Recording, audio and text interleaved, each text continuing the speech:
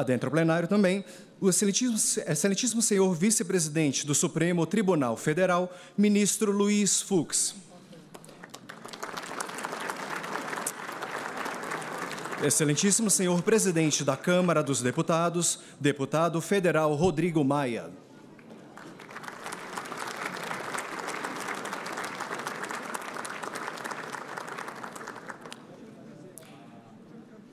Excelentíssimo senhor presidente do Senado Federal, senador Eunício Oliveira.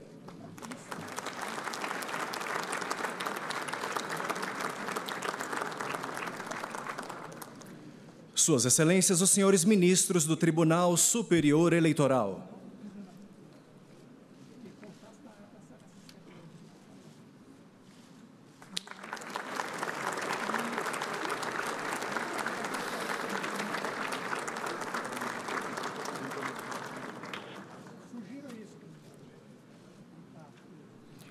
Sua Excelência, a senhora Procuradora-Geral Eleitoral, doutora Raquel Dodge.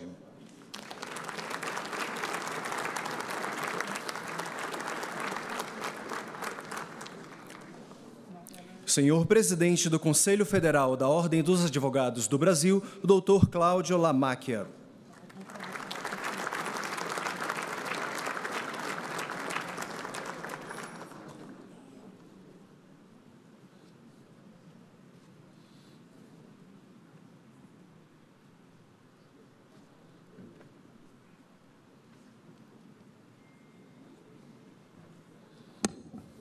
Uma boa tarde a todos. Obrigada. Podemos sentar. Com a palavra, Sua Excelência, a senhora Presidente do Tribunal Superior Eleitoral, ministra Rosa Weber. Declaro aberta a sessão solene do Tribunal Superior Eleitoral destinada à diplomação do presidente e do vice-presidente da República Federativa do Brasil, eleitos para o mandato de 2019 a 2022.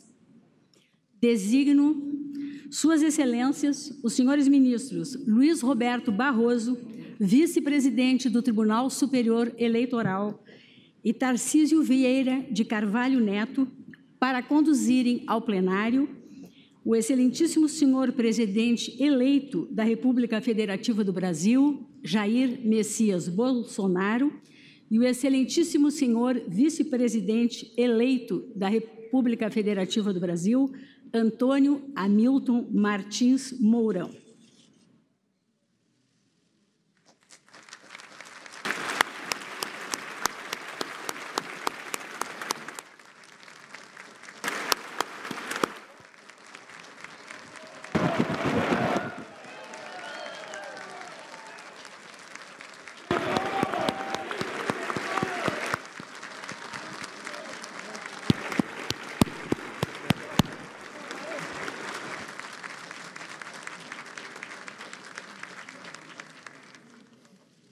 Convido os presentes para, em posição de respeito, celebrarmos o hino nacional executado pela Banda de Música dos Fuzileiros Navais de Brasília, regida pelo suboficial músico Lúcio Pinheiro Morgado.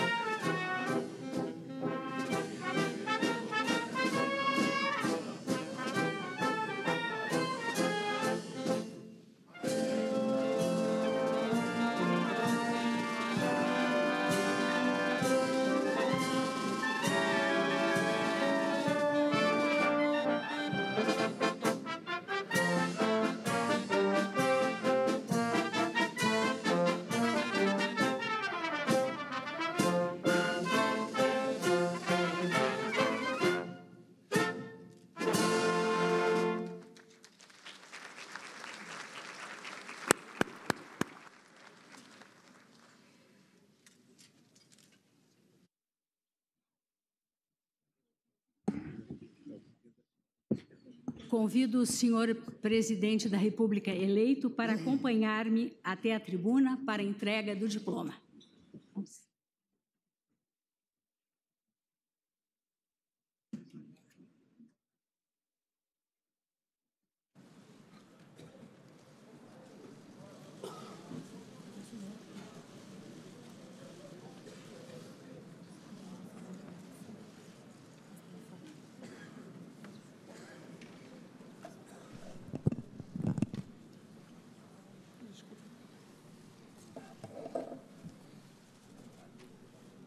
Procedo à leitura do inteiro teor do diploma para conhecimento geral.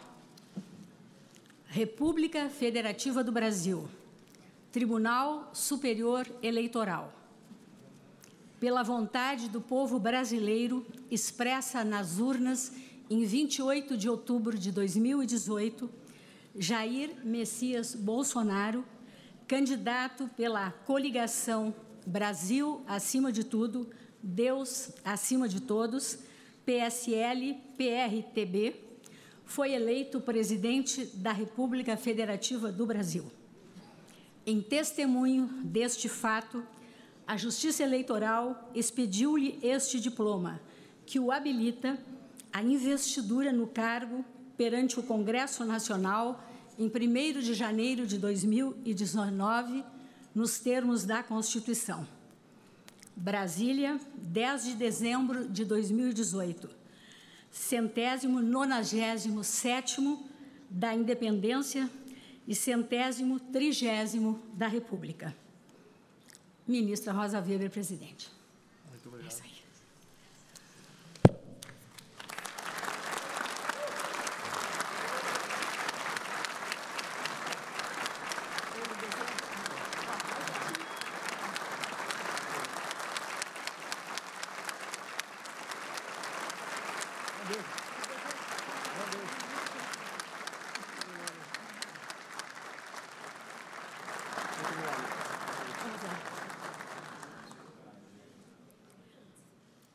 Presidente, volta a cadeira. De idêntica forma, convido o excelentíssimo senhor vice-presidente eleito, Antônio Hamilton Martins Mourão, a dirigir-se a essa tribuna para a entrega do diploma.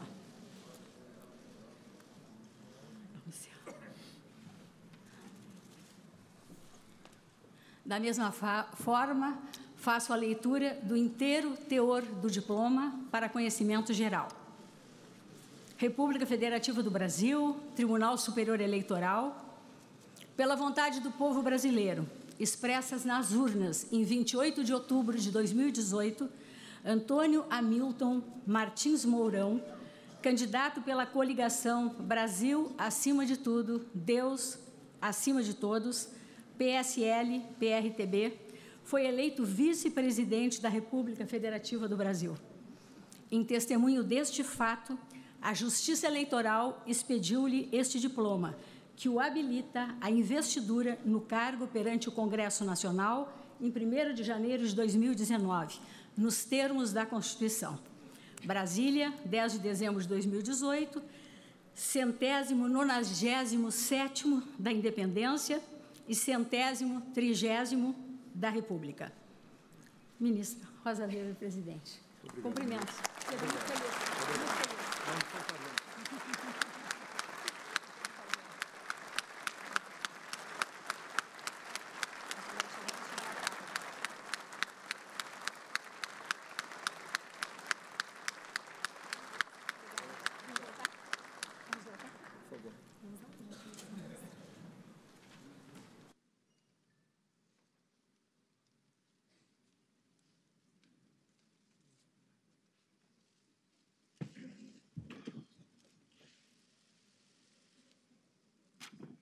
Agora é a sua vez.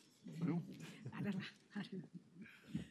Passo a palavra ao excelentíssimo senhor presidente da República eleito, Jair Messias Bolsonaro.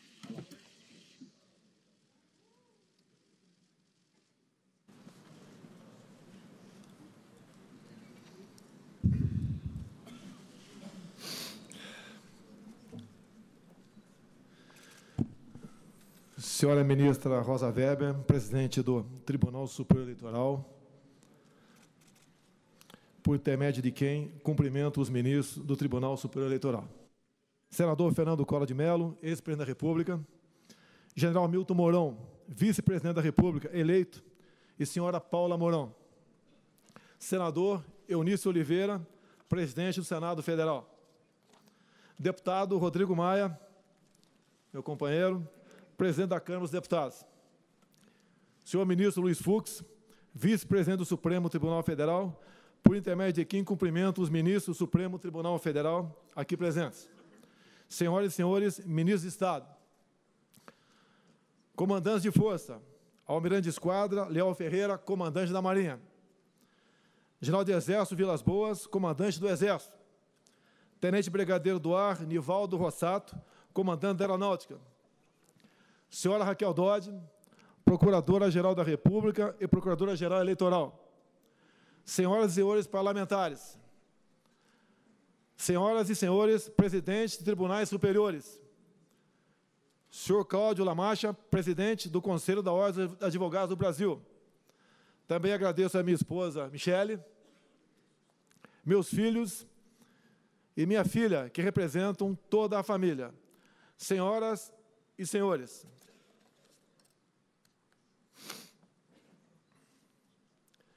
em primeiro lugar, eu quero agradecer a Deus por estar vivo e também agradecer a Deus por essa missão à frente do Executivo. Tenho certeza que, ao lado dele, venceremos os obstáculos. Parabenizo aqui a família da Justiça Eleitoral pelo extraordinário trabalho realizado nas eleições de outubro do corrente ano.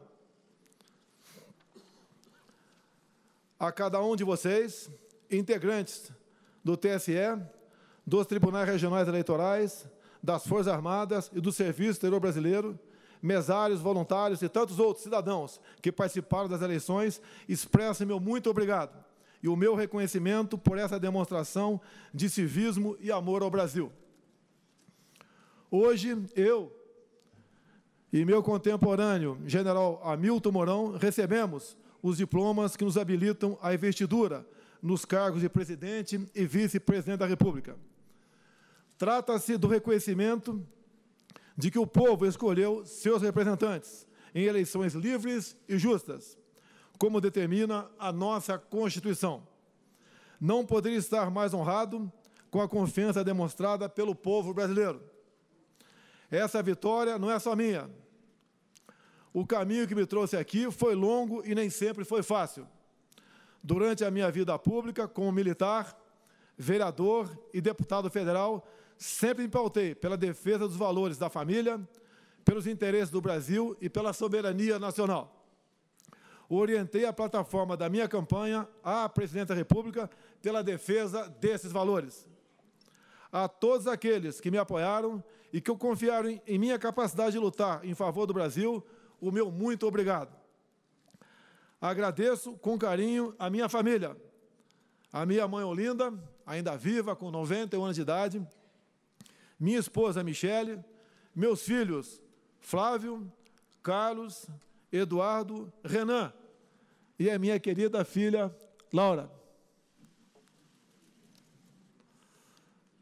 Nada disso teria sido possível sem o amor e o apoio incondicional de vocês.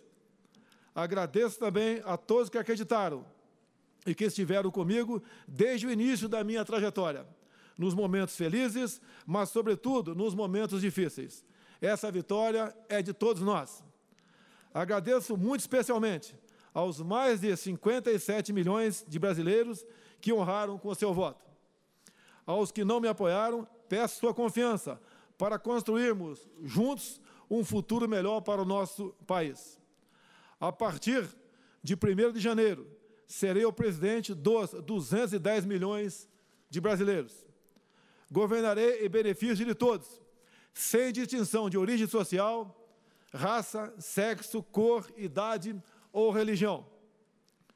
Com humildade, coragem e perseverança, e tendo fé em Deus para iluminar minhas decisões, me dedicarei dia e noite ao objetivo que nos une: a construção de um Brasil próspero, justo, seguro e que ocupe o lugar que lhe cabe entre as grandes nações do mundo. Esse é o nosso norte. Esse é o nosso compromisso. Senhoras e senhores, somos uma das maiores democracias do mundo. 120 milhões de brasileiros compareceram às urnas de forma pacífica e ordeira. Respondemos ao dever cívico do voto e com serenidade e responsabilidade. Nós, brasileiros, devemos nos orgulhar dessa conquista. Em um momento de profundas incertezas, em várias partes do globo, somos um exemplo de que a transformação pelo voto popular é possível. Esse processo é irreversível. Nosso compromisso com a soberania do voto popular é inquebrantável. Senhoras e senhores, os desejos de mudança foram expressos de forma clara nas eleições. A população quer paz e prosperidade, sem abdicar dos valores que caracterizam o povo brasileiro. Nossa gente é trabalhadora, constituída por homens e mulheres, por mães e pais, que criam seus filhos com suor e dedicação, tendo todos a esperança de uma vida digna. Gente que não mede esforços para obter o sustento de seus familiares. Gente que precisa de um governo que garanta condições adequadas para desenvolver seu potencial com liberdade e criatividade. A construção de uma nação mais justa e desenvolvida requer uma ruptura com práticas que historicamente retardaram o nosso progresso. Não mais a corrupção, não mais a violência, não mais as mentiras, não mais manipulação ideológica, não mais submissão do nosso destino a interesses alheios, não mais mediocridade complacente em detrimento do nosso desenvolvimento. Todos conhecemos a pauta histórica de reivindicações da população brasileira: segurança pública e combate ao crime, igualdade de oportunidade com respeito ao mérito e ao esforço individual. Todos sabemos disso, mas ainda não conseguimos oferecer à população o que lhe cabe, por dever do Estado. Sempre no marco da Constituição Federal, nosso dever é transformar esses anseios em realidade. Nossa obrigação é oferecer um Estado eficiente que faça valer a pena os impostos pagos pelo contribuinte. Nossa obrigação é garantir que os brasileiros regressem a seus lares em segurança após um dia de trabalho. Nosso dever é oferecer condições para que o empreendedor crie empregos e gere renda ao trabalhador. Tenho plena consciência dos desafios que se colocam diante de nós. Sem subestimá-los, trabalharei com afinco para que, daqui a 4 anos, possamos olhar para trás, com orgulho, pelo caminho trilhado, em benefício do nosso amado Brasil. Senhoras e senhores, vivenciamos um novo tempo. As eleições de outubro revelaram uma realidade distinta das práticas do passado. O poder popular não precisa mais de intermediação. As novas tecnologias permitiram uma relação direta entre o eleitor e seus representantes. Nesse novo ambiente, a crença na liberdade é a melhor garantia de respeito aos altos ideais que balizam nossa Constituição. Diferenças são inerentes a uma sociedade múltipla e complexa como a nossa, mas jamais devemos nos afastar dos ideais que nos unem: o amor à pátria e o compromisso com a construção de um presente de paz e de futuro mais próximo. Senhora ministra Rosa Weber, senhores ministros do TSE, senhoras e senhores, que esse trabalho coletivo que garantiu a legitimidade do processo eleitoral seja um exemplo da união em prol do Brasil. Com o apoio e o engajamento de todos, vamos resgatar o orgulho de ser brasileiro. Vamos resgatar o orgulho pelas cores da nossa bandeira e pela força do nosso hino, porque temos a certeza de que este país tem como destino a prosperidade e a paz. O Brasil deve estar acima de tudo. Que Deus abençoe o nosso país e a todos nós brasileiros. Meu muito obrigado a todos.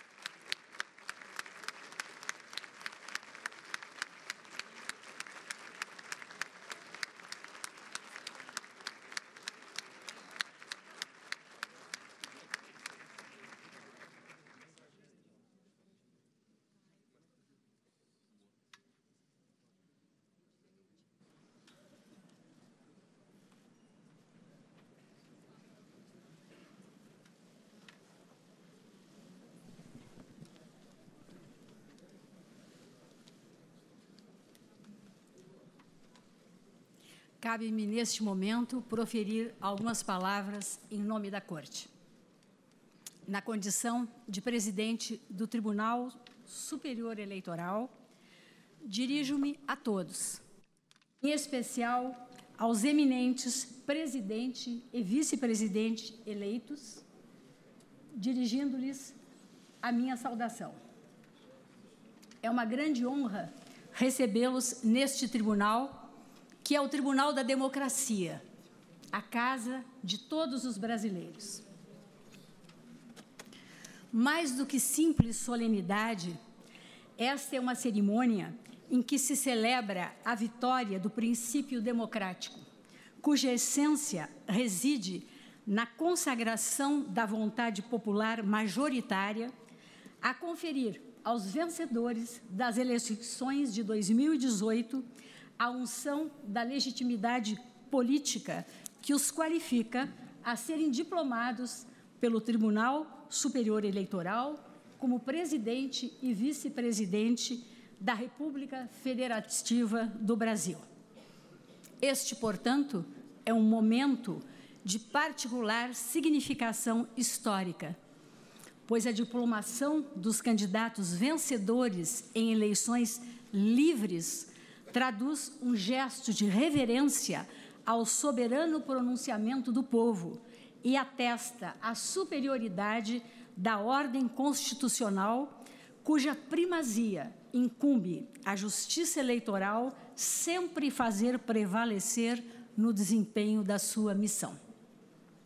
Ao velar pela normalidade e regularidade do processo eleitoral neste ano de 2018, o Tribunal Superior Eleitoral, uma vez mais, garantiu a certeza e a legitimidade dos resultados das urnas e assegurou, em fiel observância aos postulares maiores da nossa Constituição, o primado da vontade soberana de quem, o povo, é a fonte real de todo o poder no âmbito das sociedades fundadas em bases democráticas.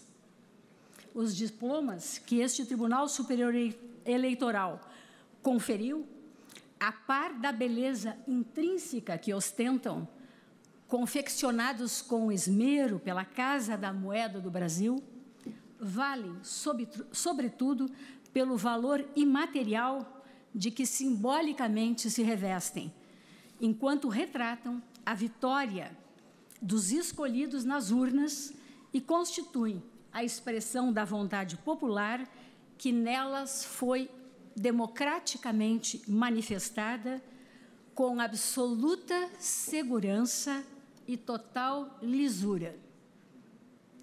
Mais uma vez, o Brasil, em regime de normalidade institucional, escolheu seus representantes por meio do sufrágio direto e igualitário, em eleições cuja periodicidade merece incondicional respeito, para que rupturas com desprezo à ordem constitucional não interrompam o processo democrático. E mais, senhoras e senhores, esta sessão realiza-se sob o signo de uma data de singular importância na história da luta permanente do povo pela conquista e preservação de seus direitos básicos. Refiro-me ao Dia Mundial dos Direitos Humanos, hoje celebrado. Há exatos 70 anos, precisamente em 10 de dezembro de 1948, a Terceira Assembleia Geral das Nações Unidas, reunida extraordinariamente em Paris, promulgou a Declaração Universal dos Direitos da Pessoa Humana, que o Brasil subscreveu, a proclamar, já em seu preâmbulo, que o reconhecimento da dignidade inerente a todos os membros da família humana e dos seus direitos iguais e inalienáveis constitui o fundamento da liberdade, da justiça e da paz no mundo. Também neste ano de 2018 se comemoram os 70 anos da Declaração Americana dos Direitos e Deveres do Homem, aprovada na 9ª Conferência Internacional Americana, em Bogotá, em abril de 1948, documento revestido de inexcedível relevo no contexto do sistema interamericano em que nos inserimos, a antecipar de modo significativo, em 8 meses, a consagração em nível global dos direitos humanos no âmbito das Nações Unidas. Nele proclamou-se que todos os seres humanos nascem livres e iguais em dignidade e direitos, sem distinção de raça, língua, crença, origem nacional, orientação sexual, identidade de gênero ou qualquer outra condição. Porque nunca nos esqueçamos, os direitos fundamentais da pessoa humana, além de universais, são essencialmente inexauríveis. Esses importantes estatutos das liberdades públicas reverberaram, em conjuntura histórica de tempos especialmente sombrios, a repulsa à degradação da condição humana e as atrocidades que delas sempre decorrem, em respeito à necessidade de fazer prevalecer a ideia essencial de que cada indivíduo é detentor de igual dignidade e senhor de direitos e liberdades inalienáveis, entre os quais o direito à vida, o direito à liberdade, o direito à segurança em sua projeção global e o direito a ter direitos. É o que solenemente estampa o artigo 1º da Declaração Universal das Nações Unidas, que hoje, repito, completa 70 anos. Todas as pessoas nascem livres e iguais em dignidades e direitos. São dotadas de razão e consciência e devem agir em relação umas às outras com espírito de fraternidade. E quando o que reconheceu com primazia, em quase nesses mesmos termos, a Declaração Americana de abril do mesmo ano de 1948. Em país de tantas desigualdades como o nosso, senhoras e senhores, refletir sobre as declarações de direitos não constitui mero exercício teórico, mas necessidade inadiável que a todos se impõe, governantes ou governados. Daí o significado ímpar desta data, o Dia Mundial dos Direitos Humanos, e a ênfase que se deve atribuir ao que expressa Também o artigo 2º da Declaração das Nações Unidas. Toda pessoa tem capacidade para gozar os direitos e as liberdades estabelecidos nesta declaração, sem distinção de qualquer espécie, seja de raça, cor, sexo, língua, religião, opinião política ou de outra natureza, origem nacional ou social, riqueza, nascimento ou qualquer outra condição. Nessa linha, enfatizo que a democracia não se resume a escolhas periódicas por voto secreto e livre de governantes. Democracia é também exercício constante de diálogo e de tolerância, de mútua compreensão das diferenças, de sopesamento pacífico de ideias distintas, até mesmo antagônicas, sem que a vontade da maioria, cuja legitimidade não se contesta, busque suprimir ou abafar a opinião dos grupos minoritários, muito menos tolher ou comprometer-lhes os direitos constitucionalmente assegurados. Em uma democracia, senhoras e senhores, maioria e minoria, como protagonistas relevantes do processo decisório, hão de conviver sob a égide dos mecanismos constitucionais destinados à promoção do amplo debate, sem pré-compreensões estabelecidas nos foros políticos e sociais adequados.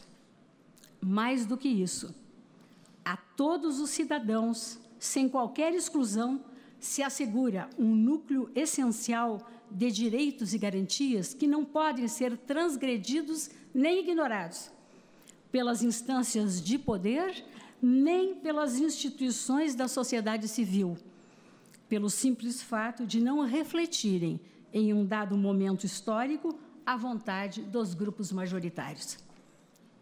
Vale insistir, senhoras e senhores, na asserção de que o princípio democrático, expressão vital de nossa crença inabalável na autoridade da Constituição da República, reside não só na observância incondicional da supremacia da ordem jurídica, mas também no respeito às minorias, em especial aquelas estigmatizadas pela situação de vulnerabilidade em que injustamente se acham expostas.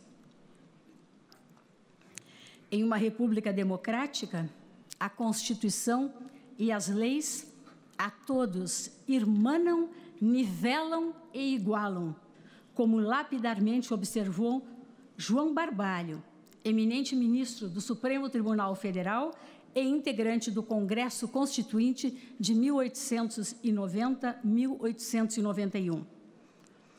Os sistemas de governo constituem, sem dúvida alguma, modelos em permanente evolução. As reformas políticas, por isso mesmo, hão de ser implementadas sempre com o elevado propósito de aperfeiçoamento das instituições da República, jamais com o intento menor de inibir o dissenso ou excluir forças políticas com ideologia diversa. A democracia, não nos esqueçamos, repele a noção autoritária do pensamento único. É da essência mesma do regime democrático a convivência dos opostos, pois desta pluralidade resulta a realização de um dos princípios estruturantes do Estado Democrático de Direito, como expressamente proclama a nossa Constituição. A necessidade de conferir garantia à estabilidade desses direitos essenciais é, em país regido por uma Constituição democrática como a nossa, uma das funções mais relevantes e irrenunciáveis do Poder Judiciário, o exercício da jurisdição das liberdades. Como diz o artigo 8º da Declaração Universal de 1948, toda pessoa tem direito a receber dos tribunais nacionais competentes remédio efetivo para os atos que violem os direitos fundamentais que lhes sejam reconhecidos pela Constituição ou pela lei.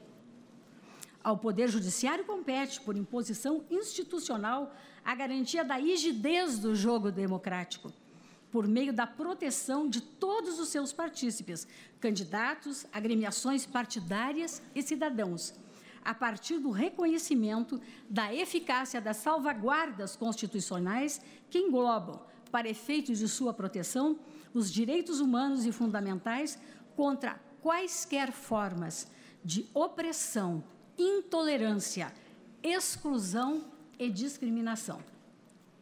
A luta pela efetivação e prevalência dos direitos humanos, como determina, repito, a própria Constituição, não deve, porém, ter como palco apenas os tribunais. Não obstante, sejam estes espaços institucionalizados essenciais ao processo de reconhecimento, afirmação, defesa e consolidação das liberdades fundamentais. Este esforço há de ser compartilhado por todos, de modo a viabilizar avanços civilizatórios à sociedade brasileira. Tenha-se presente aqui, no contexto que venho de referir, hoje particularmente agravado pela situação dramática dos refugiados e das pessoas deslocadas, vítimas infelizes da terrível crise humanitária, que o Brasil está vinculado política e juridicamente nesse plano a compromissos generosamente assumidos há décadas no plano internacional, em respeito aos tratados e convenções firmados no âmbito do direito das gentes. Inquestionável é que o Estado brasileiro se encontra comprometido com a efetivação dos direitos humanos. Isto resulta claro, não só dos deveres assumidos perante a comunidade internacional, mas, sobretudo, pelo que a própria Constituição, que vem de completar 30 anos, determina. Por isso, senhor presidente eleito, de inegável relevo o compromisso de Vossa Excelência, reafirmado nesta casa, quando aqui esteve em visita, de que o respeito incondicional pela supremacia da Constituição será o norte do governo de Vossa Excelência, pois, em suas próprias palavras, a Constituição é o norte da democracia. Recebam mais uma vez, eminente presidente eleito Jair Messias Bolsonaro e eminente vice-presidente eleito Antônio Hamilton Martins Mourão, os meus mais sinceros cumprimentos. Desejo-lhes êxito e muita, muita felicidade. Muito obrigada.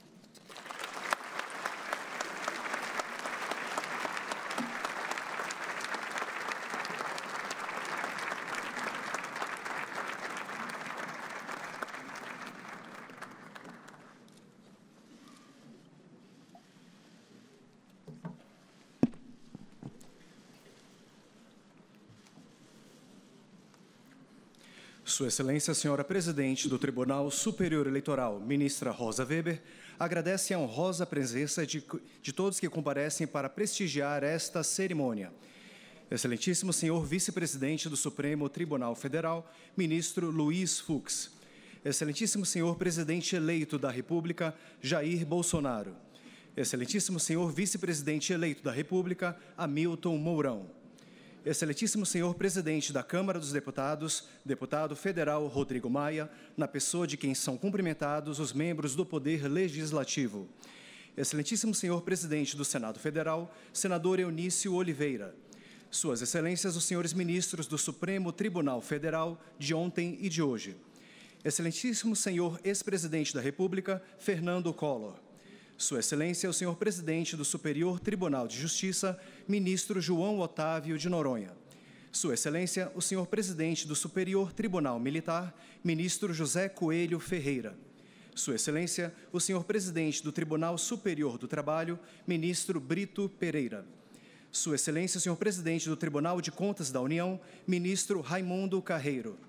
Sua Excelência, o senhor Ministro de Estado, chefe da Casa Civil, Eliseu Padilha, na pessoa de quem são cumprimentados os ministros de Estado. Sua Excelência, a senhora Advogada-Geral da União, Ministra Grace Mendonça. Suas Excelências, os senhores ministros do Tribunal Superior Eleitoral, de ontem e de hoje. Sua Excelência, a senhora Procuradora-Geral Eleitoral, doutora Raquel Dodge, na pessoa de quem são cumprimentados os membros do Ministério Público. Senhor Presidente do Conselho Federal da Ordem dos Advogados do Brasil, Dr. Cláudio Lamáquia, na pessoa de quem são cumprimentados os advogados. Suas Excelências, os senhores comandantes de Forças Armadas. Sua Excelência, o senhor Defensor Público-Geral da União, Dr. Gabriel Faria Oliveira. Suas Excelências, os senhores ministros de tribunais superiores. Suas Excelências, os senhores conselheiros do Conselho Nacional de Justiça. Suas Excelências, os senhores presidentes dos Tribunais de Justiça e dos Tribunais Regionais Eleitorais e Federais. Sua Eminência Reverendíssima, o senhor Arcebispo de Brasília, Cardeal Sérgio da Rocha. Senhores presidentes de partidos políticos, senhores presidentes de associações de classe, eminentes autoridades civis, militares e religiosas, senhores jornalistas, senhores familiares dos eminentes diplomados, senhores servidores, colaboradores e voluntários da Justiça Eleitoral Brasileira, senhoras e senhores. Cumprida a finalidade para a qual se deu este ato, declaro encerrada esta sessão solene, renovando meus cumprimentos e agradecendo a presença de todos.